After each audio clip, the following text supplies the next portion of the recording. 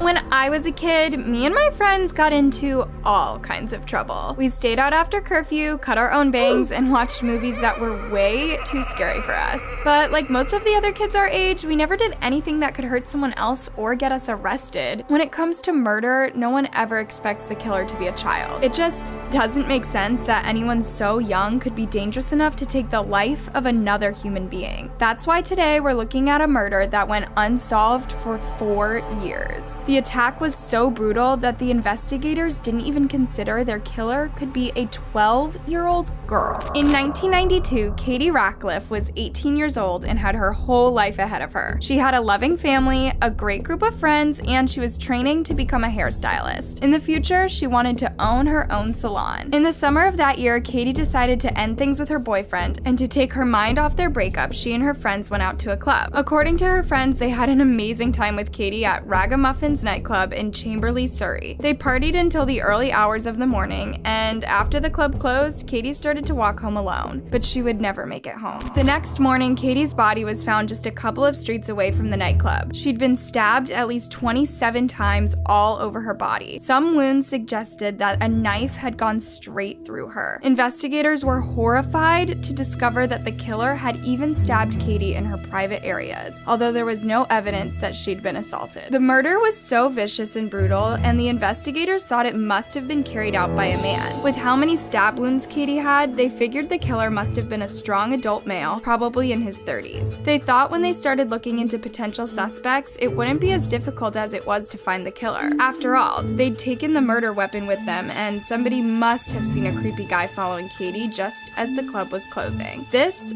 wasn't the case. Katie's family was heartbroken. As time went on, the chances of finding her killer became less and less. 4 years went by without a suspect and without justice for Katie. It took so long for Katie's murderer to be caught because the investigators were looking in totally the wrong direction. After seeing what was done to Katie, how could anyone imagine a 12-year-old girl could do that? Sharon Carr was a troubled child. Her mom was violent and abusive, her dad was an alcoholic, so she had a tough upbringing to say the least. She was born in Belize in 1981, but only lived there for a short time before her parents migrated to the UK. According to her old teachers, Sharon was a nice girl at first. She was always polite and helpful in class, but as she got older, her behavior steadily got worse and worse. She was described as being disruptive and always seeking attention. It was also reported that Sharon had a fascination with killing animals, specifically pets from her neighborhood. Someone she knew in school even claimed that she once fried live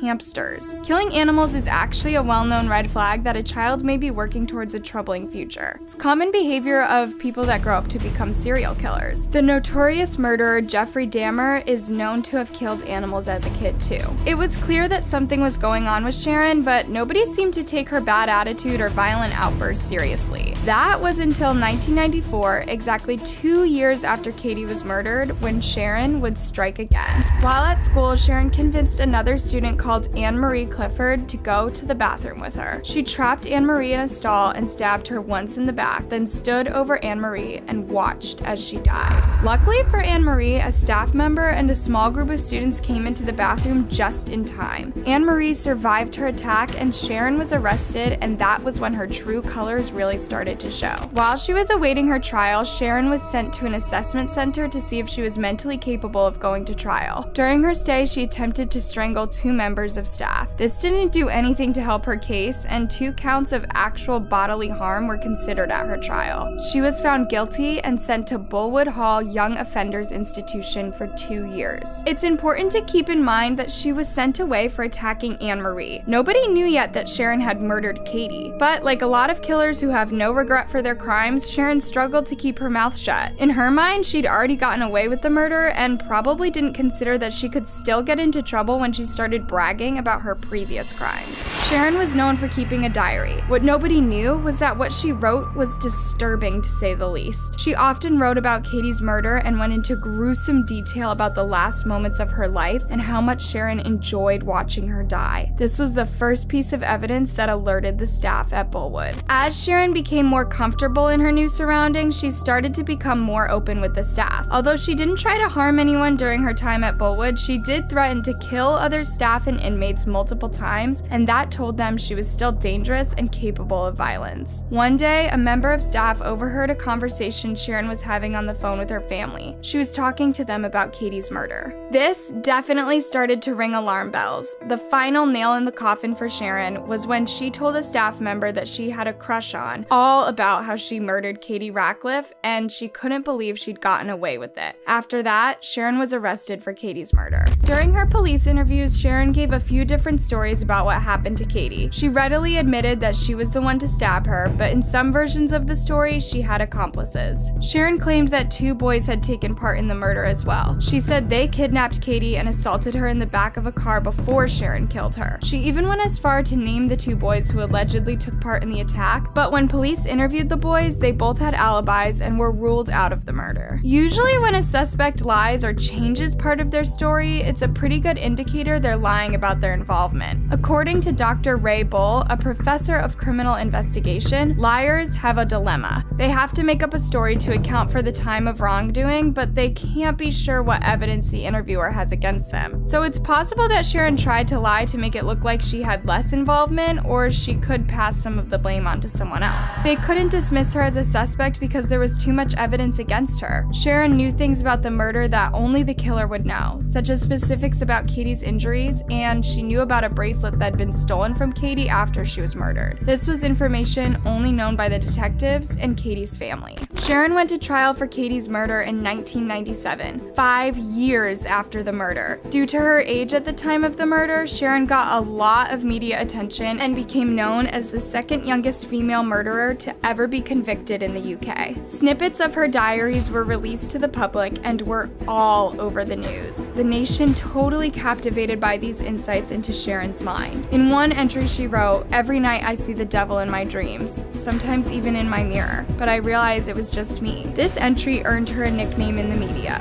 the Devil's Daughter. Sharon's trial lasted for 4 weeks, and every single person on the jury found her guilty of Katie's murder. She was sentenced to serve a life sentence in prison with a minimum of 12 years. This caused public outcry, especially from Katie's parents, who thought it was insane that they would allow someone as dangerous as Sharon to potentially leave prison after only 12 years. However, her stay in prison didn't last all that long. Shortly after she was incarcerated, Sharon started attacking guards and other prisoners on a regular basis. It got so bad that Sharon was sectioned under the Mental Health Act of 1983, meaning she was so dangerous that she had to be put somewhere where she could be protected and treated for whatever was causing her to act this way. She was transferred to Broadmoor Psychiatric Hospital, famous in the UK for housing some of the most violent criminals in history. It was there that Sharon was diagnosed with schizoaffective disorder. This is a mental illness that can cause someone to have hallucinations, delusions, and extreme mood swings. Sharon remained there until Broadmoor went through a change and became a male-only hospital. Because of this, she was transferred to HMP Bronzefield, a women's prison, where she will probably stay until the end of her life, unless she recovers enough to be safe around people in the outside world. Criminal psychologist Gordon Tesler agrees that it's unlikely Sharon will ever be released. This is an extremely dangerous person because she's clearly prepared to kill without an adequate motive. That makes her conduct very unpredictable and very dangerous.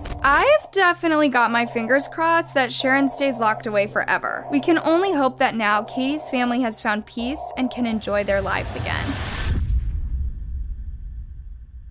He seemed like an ordinary boy who loved school and samurai movies, but what no one knew was that deep inside him, he was something dark and dangerous. This is the story of Japan's youngest serial killer that spent 3 years murdering people. He came to be known as Hamamatsu Death Killer. Seisaku Nakamura was born in 1924 in Hamamatsu, Japan, to a middle-class family. Having been born deaf, Nakamura was treated poorly by his own family and grew up a social outcast. Nevertheless, Nakamura was known to be a polite and respectful boy who endured his condition without complaints. He was also highly intelligent and got good grades in school. During his free time, Nakamura loved watching samurai movies where men used samurai swords to assassinate their victims. He developed a near obsession with samurai culture and was fascinated fascinated by katana swords and knives. Still, this didn't seem weird because most boys his age at that time were also into samurai movies. So Nakamura seemed like an ordinary teenager and nothing was off about him. But as we will soon find out, things were totally off. Now, this story took place from 1938 to 1942, which was during the period of the Second World War. So as you can imagine, things were really tense at the time and everyone was more focused on the war. The Japanese government also did not want to cause panic among the people, so they hid a lot of information about Nakamura and his crimes. But from what I've gathered, Nakamura started his stint of murders at 14 years old in 1938. His first victims were 2 women that he had met at a geisha store. Geisha, also known as gaiko, is a class of women in Japan who are trained in traditional Japanese performing art styles such as singing, dancing, playing an instrument, and making small talk. So as he would later confess, he got mad when these women rejected his sexual advances. He tried forcing himself on them, but they fought back. And that's when he lost it and started attacking the women with his knife. He ended up killing both of them and actually got away with it, but that was just the beginning. 2 years later, on August 18th, 1941, when Nakamura was 17 years old, he fatally stabbed another woman and injured another one. And only 2 days after that, he went berserk at a restaurant and took the lives of 3 more people. There's no information as to what happened or why he did it. Some people have speculated that his disability probably made him feel inferior to others around him, and so stabbing people he felt were demeaning him made him feel powerful. But what's really crazy about this is that he was doing it in public, and the police knew about it but did nothing. In fact, after the stabbing at the restaurant, the police even got a description of the suspect and had Nakamura in their sightings. And still, they never acted. Instead, they even tried to cover up the crime, fearing that it might cause panic in the small town if people found out that there was a deranged teenager going around killing people. So even after taking the lives of 6 people, Nakamura went around freely without the fear of getting caught. Only a month after this, Nakamura had set his eyes on his next victims. And guess who they were? His own family. It was September 27th, and Nakamura and his brother were at their parents' house. Suddenly, a fight broke between the two, and just as usual, Nakamura had a knife, and what followed was a bloodbath. He jumped on his brother and stabbed him in the chest, and when the rest of the family tried to stop him, he slashed and stabbed all of them, including his dad, sister, sister-in-law, and even his niece. How insane is that? I mean, he had no regard for anyone, including his own father. His brother died that day, but fortunately, the other family members were able to survive. I don't know how his family continued to live with him after this, but if I could guess, I think they never went anywhere near him again. Anyway, when the police came, everyone was so shaken up, but they could not tell the police what happened because they feared Nakamura might come back and finish what he started. If you ask me, this was a big mistake. I get that they were scared, but if they would have talked, Nakamura would have been arrested and put away for a very long time. And this would have probably prevented him from doing what he did next. On August 30th, 1942, Nakamura struck again. This time, he saw a young woman on the streets and decided to follow her home, where she lived with her husband and 3 children. As soon as she entered, Nakamura followed her in and attempted to assault her, but the woman's husband came in to stop him. Nakamura turned on him and stabbed him to death before also killing the woman and 2 of her children. He then attempted to attack the 3rd child, but something seemed to have spooked him because he ran away, leaving the girl alone with her dead family. This must have been traumatizing. Can you imagine watching your entire family getting butchered and then being the sole survivor? That could really mess you up. But I'm glad that he left the girl alone because that's what finally brought this 3-year stint of murders to an end. Nakamura was arrested on October 12th, 1942, and charged with the murder of 9 people. Interestingly, the police did not even know about 2 of his first victims until he confessed. However, there was just not enough information or evidence to convict him for this. And then, a month after Nakamura was arrested, his dad was so ashamed of people finding out what his son had been up to that he took his own life. Nakamura, despite the fact that he was under 18 when he committed the crimes, was tried as an adult under the wartime law. The doctors for the defense tried to claim that he was not guilty by reason of insanity. The insanity defense, which is also known as the mental disorder defense, is whereby the defense argues that the defendant is not responsible for their actions because of some mental illness at the time of the crime. In most of the crimes of this nature, the defense usually involves the plea of insanity, limited capacity, or some sort of mental illness. In fact, experts believe that most of these criminals are often victims themselves. Maybe someone went through some sort of childhood trauma, was raised under poor conditions, lacked education and opportunities, and therefore turned to crime to survive. They've all got this deficiency somewhere that they're trying to be something that they're not, or make amends for what they missed out on earlier in life. Those with mental illnesses don't get the help they need until it's way too late. In the case of Nakamura, many people came forward to testify that he was insane. However, the judge was not convinced, and so Nakamura got the maximum sentence of death by hanging. In Japan, death sentences are usually reserved for serial killers like Nakamura, although if someone commits a single murder but there's torture and brutality, then they can also get capital punishment. Nakamura was hanged in June 1944 at the young age of 19 years old. Now, this is a pretty crazy story, guys, but that's the thing with serial killers. You don't really know who they are until it's too late. They are usually normal members of the community that people often overlook. According to some experts, it can even be that person in your neighborhood that you feel sorry for. They are your next door neighbor who you kind of feel sorry for, and they're consciously aware of those underachievements and then seek to overcompensate for them. Nakamura's disability made him feel like people were looking down on him, which made him feel inferior in the community. This really enraged him, and he started having fantasies of how he would get revenge. The author Robert Keller, who had written a book about several serial killers, noted, "Many serial killers who suffer such ostracism retreat into a fantasy world, fueled most often by revenge fantasies." This was certainly the case with Seisaku Nakamura. But the most disturbing part is that these fantasies start at a very young age. Serial killers, some of them develop their fantasies as early as 5 years old. And the average age that a serial killer first kills is 28. Scary, right? You could be raising a serial killer and not even know about it. But doctors say that there are signs that you can look out for, and the most common one is harming animals. And you know what we see when they abuse animals from such a young age is that they're basically practicing for bigger things later. Now, we don't know if Nakamura had shown these signs, but if I might guess, I think he did. I don't think he just woke up one day and started killing people. He must have practiced for a while before he knew that he could actually do it. He could have started at a very young age, and his family might have noticed that there was something off about him but decided to ignore it. And I get them. No one wants to believe that their kin could be a psychopath. This makes me wonder, are serial killers born or made?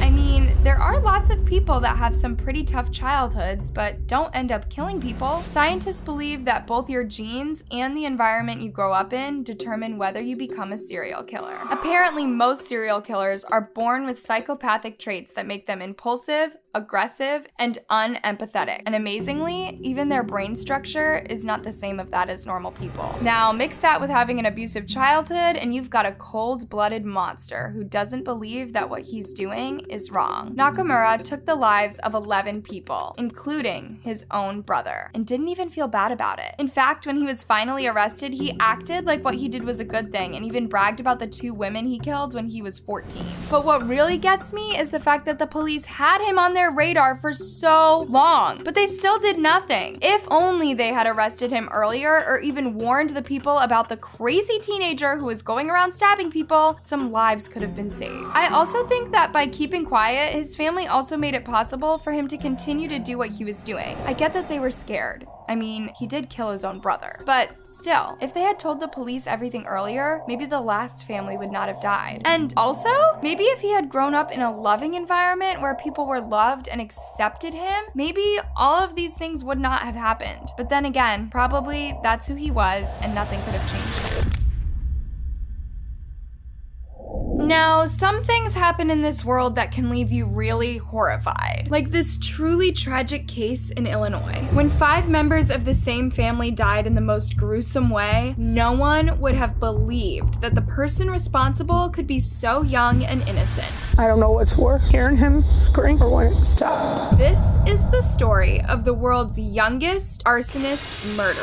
Katrina Allwood, or Katie as she was popularly known, was still in high school when she gave birth to her son Kyle in 2009. Her relationship with Kyle's dad ended in 2015 when the boy was only 6 years old. Soon after, she met a guy named Jason Wall, an Army veteran who is now working as a truck driver. Jason and Katie had grown up in the same town and they had even attended the same high school. However, they never interacted because Jason was 7 years older. But as soon as they met, the two really hit it off and even moved in together. Jason completely embraced Kyle and took him as his own. Soon, the couple was blessed with 2 more children, a son called Damien in 2016 and a daughter called Ariel in 2017. During this time, Katie's maternal grandma, Catherine Murray, came to live with them. In 2018, Katie and Jason moved with their 3 children and grandmother to a trailer house at Timberline Mobile Park Home near Goodfield, Illinois. Katie's parents lived in the trailer next to them with Katie's younger sister Samantha and her 1-year-old daughter Rose. The 2 households mostly kept to themselves except for special occasions when they would all come together to celebrate. Like when Katie and Jason got engaged. The children would also play and spend time together in any of the 2 houses. On April 6th, 2019, at around 11 p.m., Katie ran a bath after putting her children to sleep. She was in the bathroom with Rose, who had come to visit, while the rest of their family were in their rooms fast asleep. Just as she was about to step into the tub, she smelled something burning, and then the smoke detector went off. She quickly grabbed Rose and went out to investigate. She was shocked to find the trailer filled up with smoke and was about to head to the kids' beds when suddenly there was an explosion and everything went blank. When she came to, she found Jason dragging her outside and then rushed back to get the children. Meanwhile, Katie's oldest son Kyle had also managed to escape and had gone to his grandparents' house to ask for help. His grandparents heard him banging on the door and screaming at the top of his lungs that the house was on fire. They immediately called 911 and all rushed outside to help. All the other neighbors were woken up by the commotion and came out to help, but the fire was so huge no one could dare go near it. They watched helplessly and heard the screams of people inside begging for help.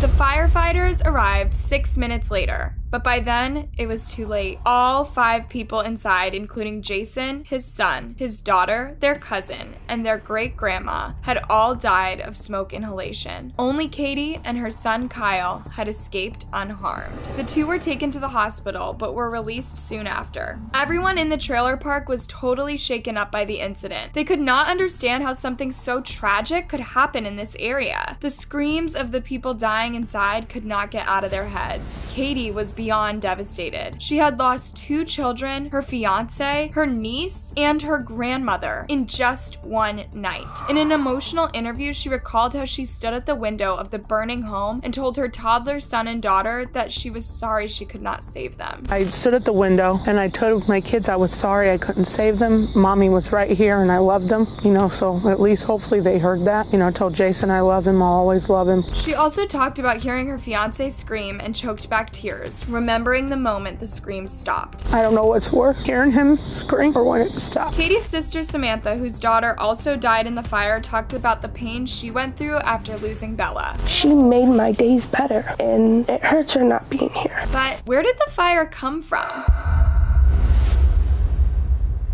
Now, everyone wanted to know what caused the devastating blaze. Was it an accident? Did anyone start it on purpose? If so, who would do such an evil thing? But when the truth finally came out, everyone was shocked. The revelation came 6 months after the tragic accident. Investigators found out that the fire had been started deliberately, meaning that someone had intentionally caused the death of 5 people. But who? The answer was unbelievable. Do you remember little Kyle? Yes, Katie's firstborn son, who wasn't even 10 yet. Would you believe it if I told you that he started the fire? Yeah. He was actually charged with 5 counts of first-degree murder, 2 counts of arson, and 1 count of aggravated arson. These are really serious charges for someone that young, and it attracted a lot of national and international attention. Kyle was the youngest person to face such serious charges, and many people were concerned that he might not even understand the gravity of the situation. Some people even accused accused the prosecutor of abusing his powers. It's difficult to understand how a 9-year-old would have the state of mind to know that their action would result in a death. But the prosecutor defended his decision, saying, "It was a heavy decision. It's a tragedy, but at the end of the day, it's charging a very young person with one of the most serious crimes we have. But I just think it needs to be done at this point for finality."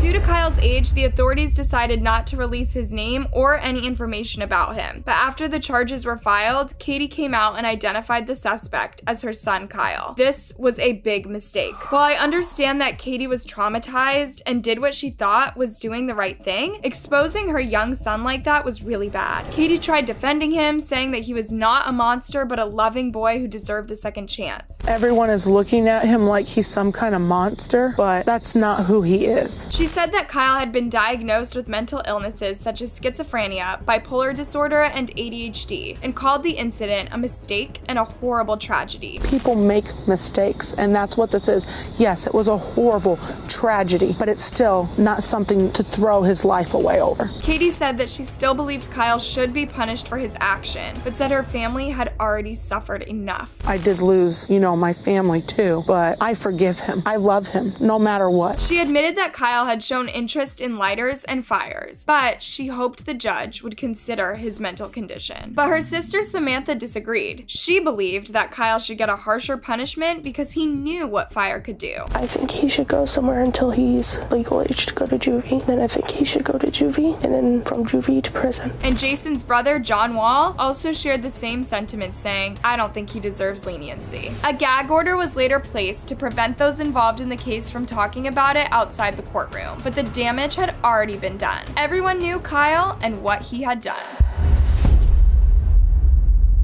So Kyle appeared in court in October to face his criminal charges, and I gotta tell you guys, it was really heartbreaking. The judge said that it was the hardest case he'd ever done. The boy was so small that you could hardly see him through the back of his chair, and his feet barely touched the ground. He looked so confused and scared that his lawyer had to explain some of the judge's words, such as alleged, arson, and residence. As he left the courtroom, Kyle burst into tears at the severity of what he had done finally dawned on him. The judge later found him unfit to stand trial. Unfit to stand trial, or unfit to plead, means that you are unable to properly defend yourself against your charges due to mental illness or disability. In Kyle's case, the doctor who evaluated him reported that he would not be fit to stand trial for more than a year. And if he's ever found guilty of the crime, he will be given a minimum of 5 years probation and not go beyond the age of 21, where he will have to undergo therapy, counseling, and a psychological evaluation. But whatever happens, it will not erase the fact that 5 innocent people lost their lives that night for nothing.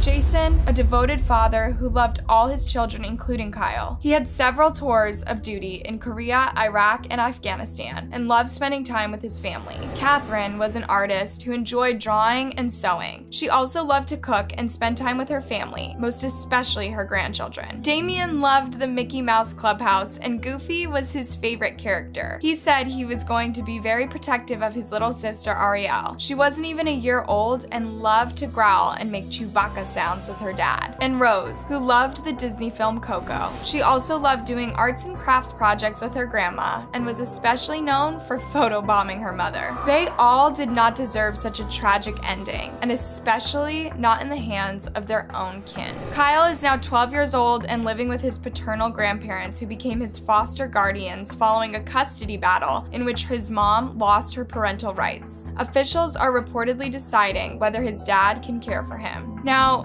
guys, this is a truly tragic case, but it does not end there. There have been a lot of mixed reactions to this case. While some people feel bad for Katie and her family, others have even accused her of planning the whole thing and letting her son take the fall. This feels super unfair, you guys. I mean, the woman just lost almost her entire family, and her only remaining son was accused of murder. Even though things may seem a type of way on the news, we never know the full story. If the investigators had a reason to believe Katie was responsible, they would have done something. Nobody in this situation wants to lock up a boy Kyle's age for something so terrible. But what do you guys think of this case? Let me know your thoughts down in the comment section.